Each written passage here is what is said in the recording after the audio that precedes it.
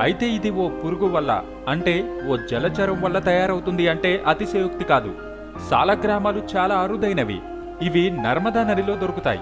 అలాగే కాఠ్మండు నగరానికి ఉత్తరాన గండకీ నదిలో దొరుకుతాయి. ఈ గండకీ నది తీరంలో ముక్తినాథం పేరుతో సాలగ్రామం ఉంది.